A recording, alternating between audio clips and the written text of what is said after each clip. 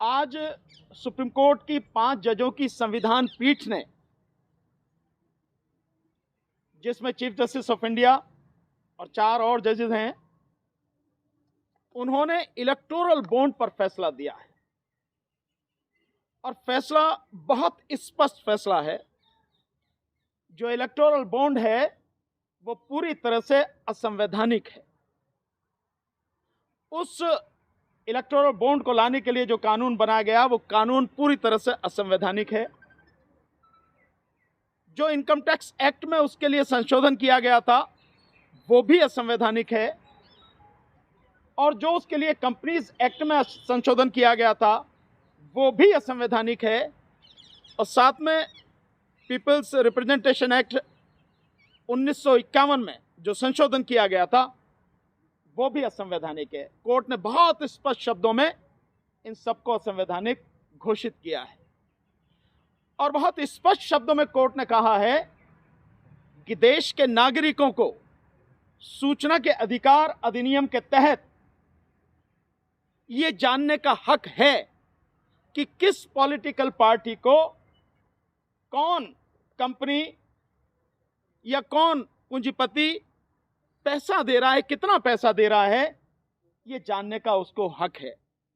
इसलिए जो आदेश दिया है वो बहुत स्पष्ट है, और आदेश में कहा गया है कि एसबीआई यानी स्टेट बैंक ऑफ इंडिया जितने भी इलेक्टोरल बॉन्ड आज तक खरीदे गए हैं उससे उन सब की जानकारी 6 मार्च तक हर सूरत में इलेक्शन कमीशन ऑफ इंडिया को दे। सारा बताए कि किस कंपनी ने कितना खरीदा, और उसके बाद में वो किस पॉलिटिकल पार्टी को गया है, पूरा data election commission of India को 6 मार्च तक बताए।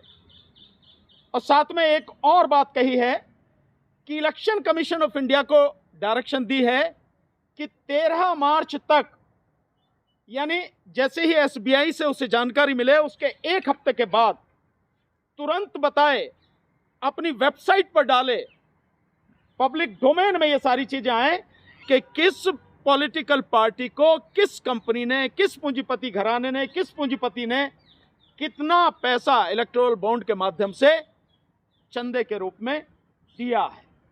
ये सारी की सारी चीजें बहुत स्पष्ट रूप से अपने फैसले में आज कोर्ट ने कही हैं, और सूचना के अधिकार अधिनियम के तहत ये लोगों को जानने का अधिकार है। इसमें आप कुछ चीज छुपा नहीं सकते हैं किसी भी तरह से। ये जानना जरूरी है, क्योंकि ये इसलिए भी जानना जरूरी है कि जिस उद्योग घराने ने, जिस औद्योगिक घराने ने, जिस पूंजीपति ने, जिस कंपनी वाले ने पैसा दिया है, सरकार बनने के बाद सरकार ने उसको लाभ क्या क्या पहुंचाया है, तभी तो पता लगे कि ये जो नेक्सस है, ये जो गठबंधन है पूंजीपतियों का और सरकार का, ये तभी पता लगेगा।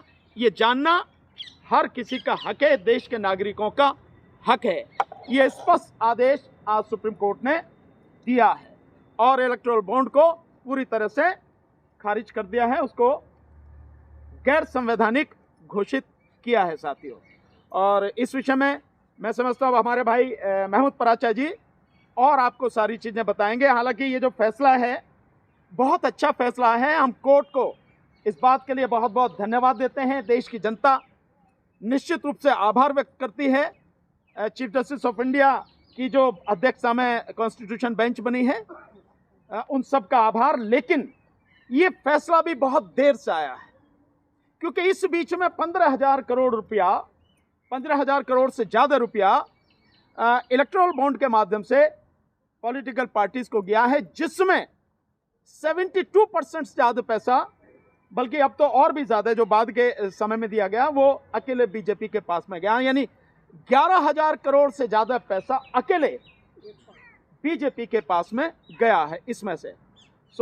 फैसला हम सब उसका स्वागत करते हैं, धन्यवाद देते हैं, और इस बात की उम्मीद करते हैं कि जो फैसला इलेक्टोरल बॉन्ड के मामले में आया है वही फैसला जो पिटीशन ऑलरेडी पेंडिंग है कोर्ट में ईवीएम के संबंध में, उन पर भी इसी तरह का फैसला आएगा। क्योंकि ये जो फैसला है, ये और ईवीएम का फैसला दोनों लगभग जुड़े हुए ही हैं। दोनों के दोनों इस सरकार द्वारा पैसा और सत्ता को हड़पने की कोशिश इन दोनों के माध्यम से की गई है। तो वही फैसला जो एडीआर की पिटीशन पड़ी है और जो पिटीशन पड़ी है उस पर ईवीएम के सिलसिले में आए, ताकि ये नेक्सस जो बना है और सत्ता को हड़पने की जो सारा षड्यंत्र है वो टूटे और लोगों के सामने इस देश के लोकतंत्र को बचाने का एक अच्छा मौका मिले। लोग अपनी इच्छा से जिसको चुनना चाहते हैं, जिसको वोट देना चाहते हैं, उसको वोट दें, उसको चुने और एक निष्पक्ष सरकार चुनकर आए।